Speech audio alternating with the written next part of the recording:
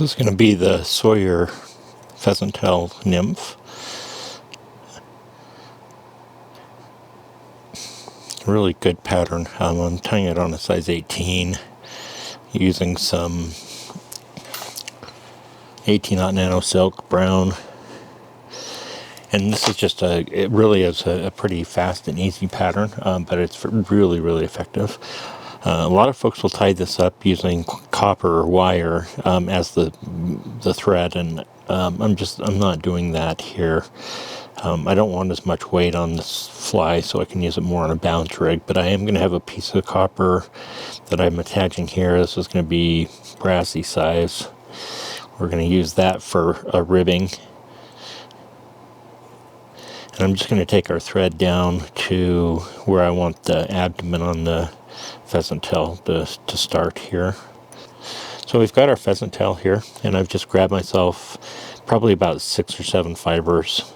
Pulling them straight up from the stem of the feather there will help us get those tips in alignment. Then I'll just pinch those tips tight like usual and just pull them right off of the feather shaft. One thing that's kind of unique about the this particular pattern is, at least for me anyway, is the tail is meant to be really tiny. So I'm just going to pinch that material on the top of my hook here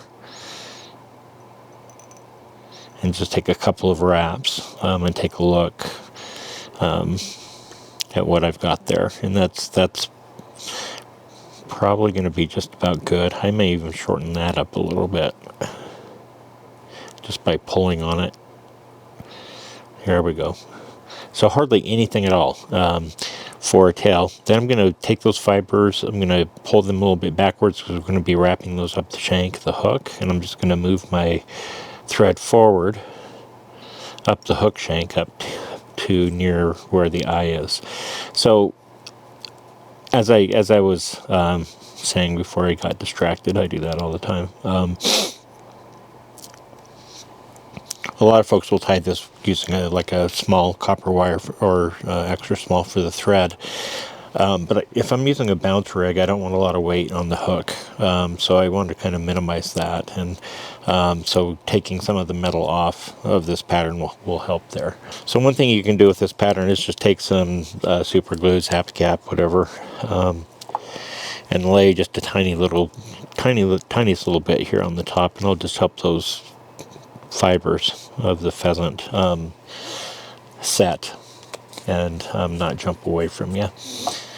So now that I've got that taken care of, I'm going to go ahead and I'm going to take that first wrap with my pheasant fibers, avoiding the hook point. I'm going to take that around, and I'm just going to take this all the way up to the front of the hook here.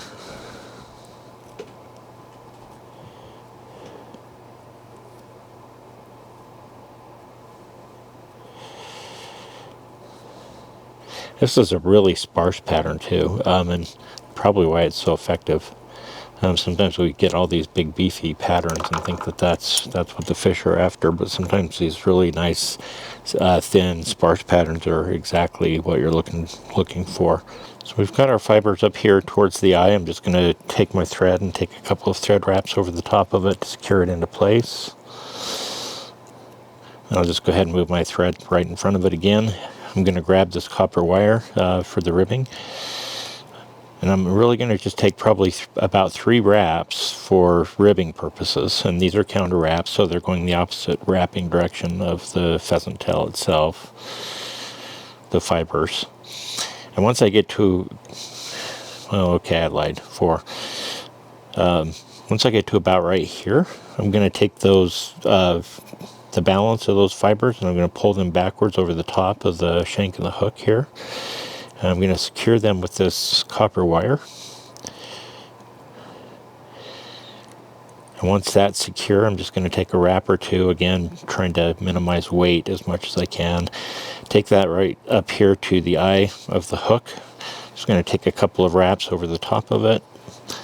A couple of wraps on the other side of it, and then we'll just use our friction method. We'll just kind of move it back and forth, and that will break off nice and clean. From here, I'm just going to take those butt ends again. I'm going to bring them back over at the top of the shank of the hook again. And I'm just going to throw a couple of thread wraps to secure those in place. I'll pull them backwards so I can get a couple of thread wraps on the hook shank itself. We'll come in with our scissors, cut that off, clean that up just a little bit, but don't need to do too much. From there, I'm just going to grab myself a little bit of extra thread and my whip finisher, and we're done. So aside from me gabbing, probably, like a 3-minute fly, but it's very effective. So this is the Sawyer's Pheasant Tail. Give it a shot. Good pattern to tie, good pattern to have in your box.